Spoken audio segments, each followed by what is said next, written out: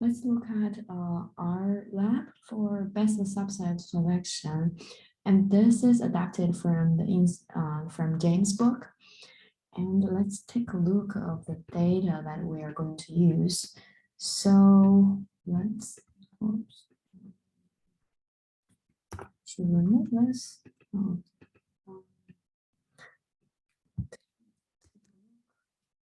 The data is from the library of the book, and this is your data loaded to your environment.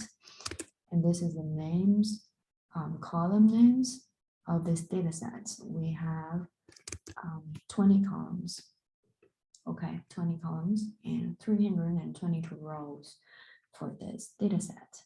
And because there are some missing data in this salary variable, we want to remove them because like this example is just for illustration of the best subset selection. We don't want to deal with those missings at this point.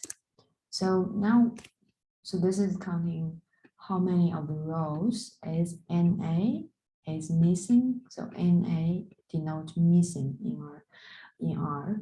So this is the total number of missing in the salary variables, and that's 59 rows, and which is 18% of the total number of rows. Let's see if there is any missing among other variables, like by removing this column salary and count. Is there any missing? Seems like no other missings. No, it's not. It might confuse you if it stayed there.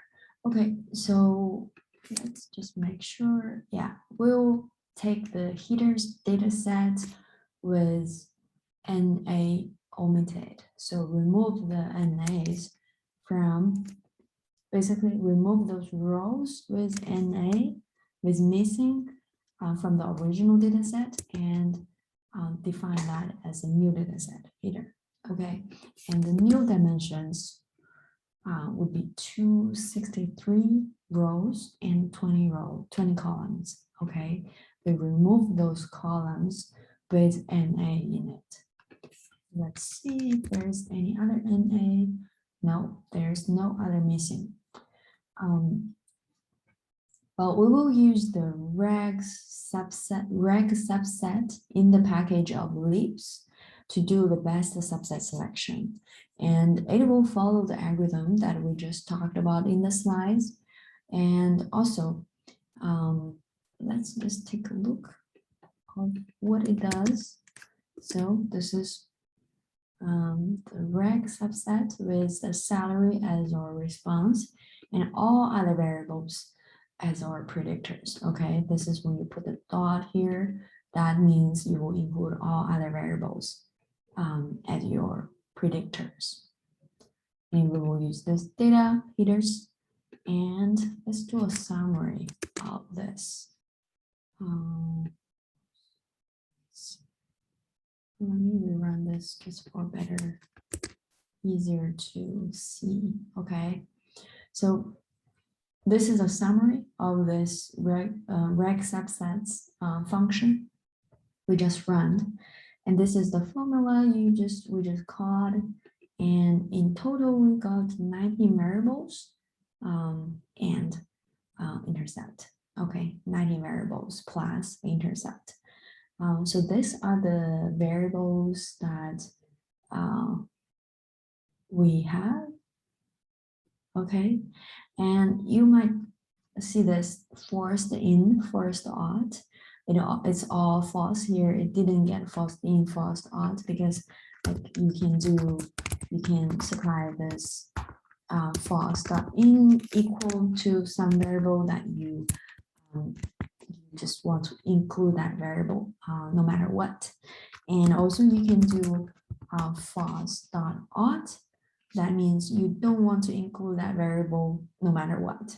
Okay, when you do this best subset collection, you don't want to include that variable.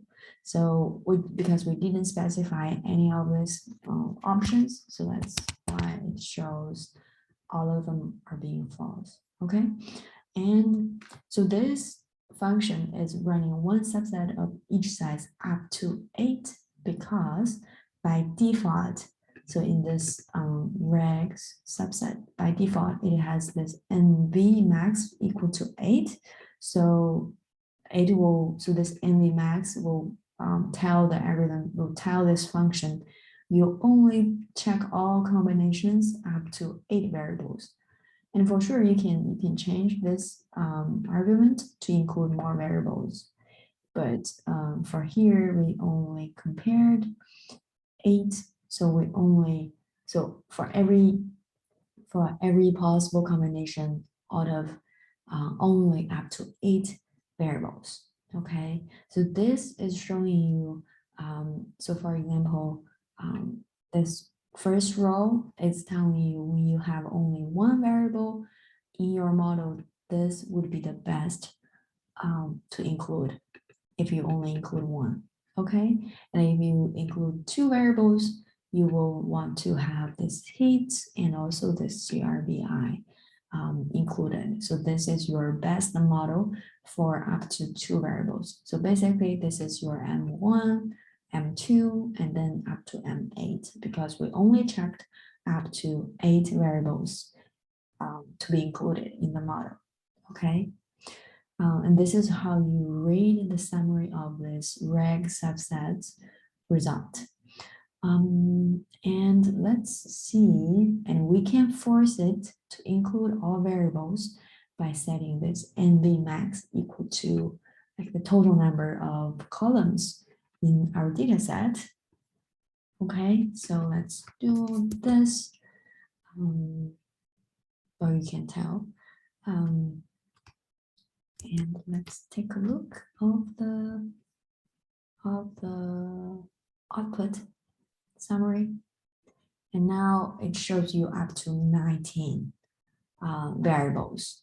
So when you include all 19 variables, that's all of them. And if you only include 18 of them, it would tell you exclude this one would give you the best model.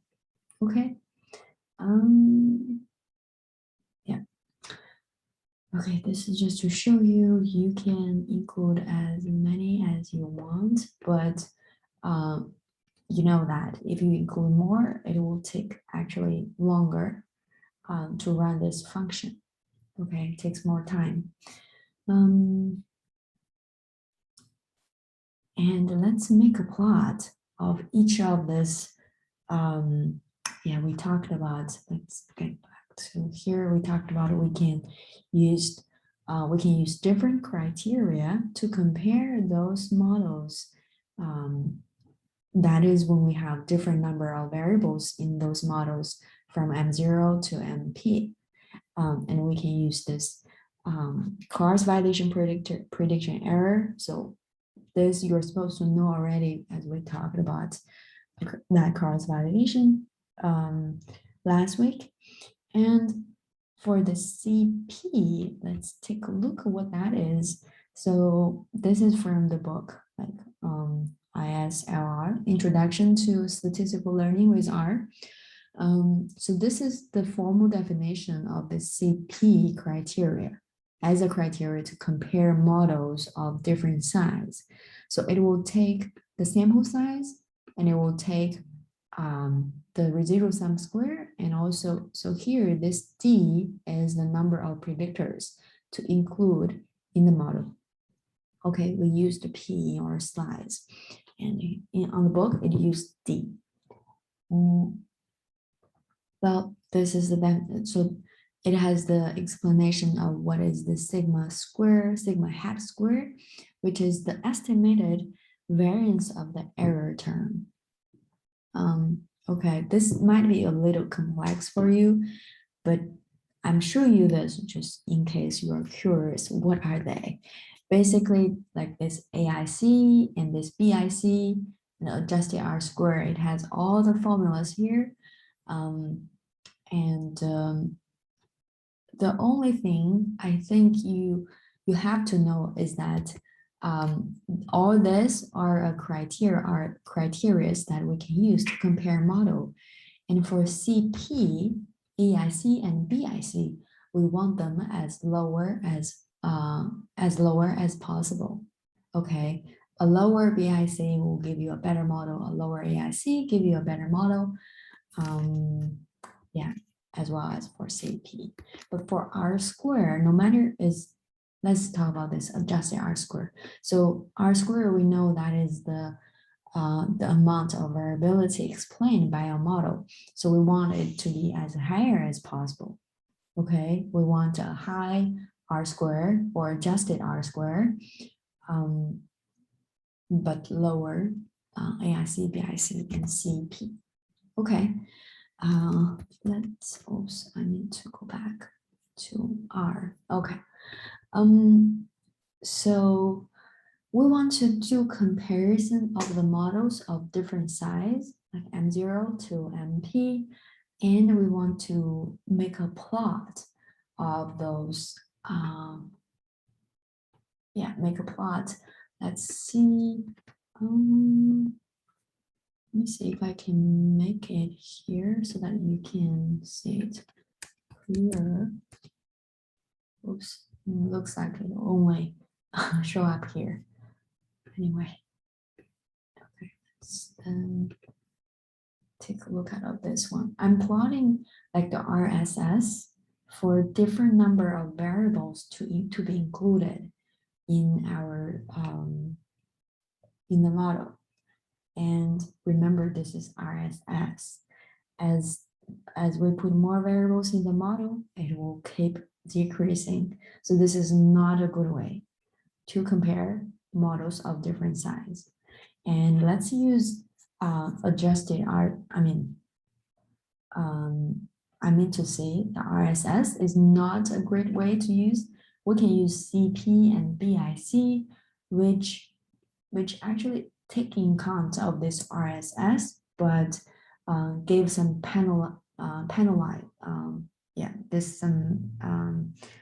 it's penalized by the number of the more variables you put, it will get more it will get penalized by more variables to include it in the model. Okay, so yeah, let's take a look at this first.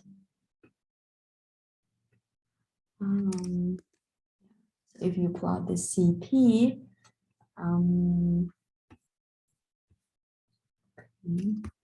so the CP will take this RSS and it will be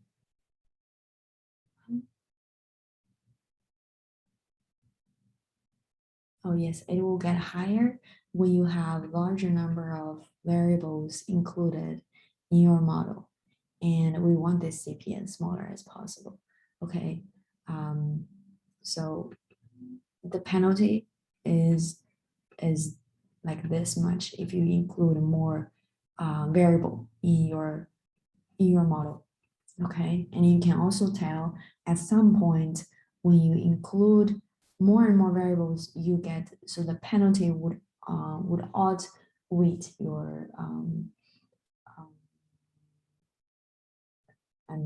the penalty would outweigh the RSS, so that it got increased eventually, this CP.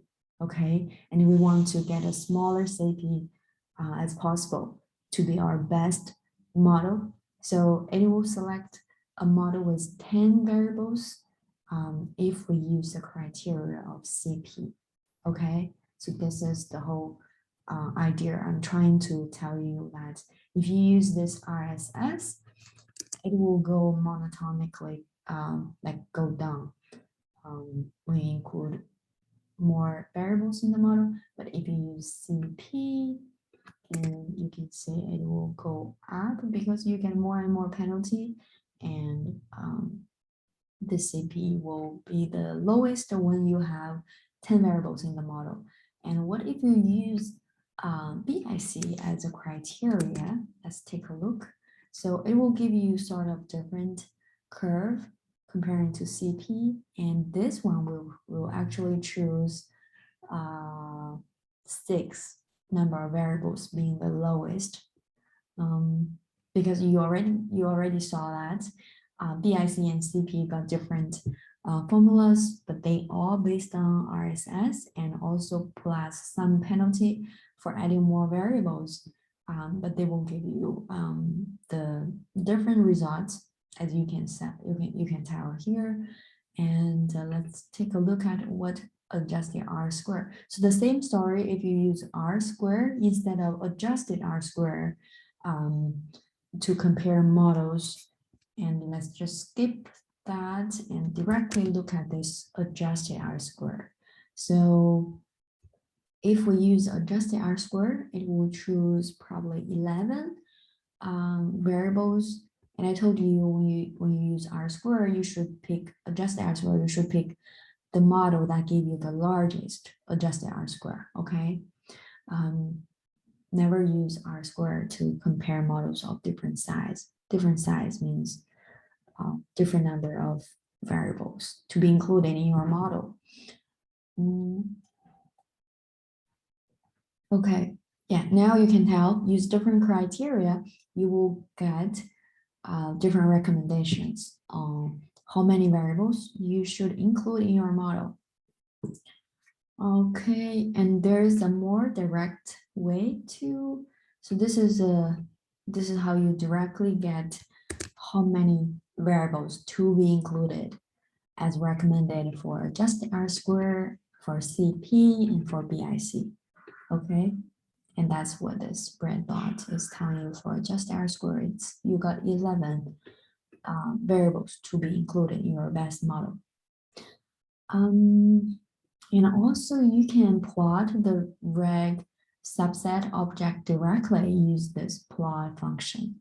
Okay, and you tell which scale you want to plot it on. So basically which criteria you use. Let's take a look what it's like. If you use R square, well, I said R square is not a great thing to use. Let's this is to show you, like, when you have all the variables included, you will definitely get the highest R square, because the more variable, the higher R square is. Let's take a look what adjusted R square tell you. Okay, so this tell you well, I should have tell you what is this about. So this is the adjusted R square values, and basically you can just focus on the top one. Which one gives you the highest adjusted R square? So this is the variables to included. So those black parts is the variables to included in the model. So it will recommend to include this and all of this variables and all of these 2 variables for the best model that you compared based on adjusted R square. Okay, so this is what this plot is telling you. If you do this CP as your criteria, it will give you probably a different model to you, like different variables to be included. So this one is excluded if you use the CP as a criteria to select the best model. Okay, similar story for BIC, it will give you sparse, a sparse, oops, oh, did I? Oh yeah, it will give you the, so CP you want it to be, yeah, as small as possible. So you also focus on the top one because it's already reversed order. We want the CP to be as low as possible. So you always, so you notice it's, that this is increasing if you go down. So decreasing if you go up. So this is the lowest CP.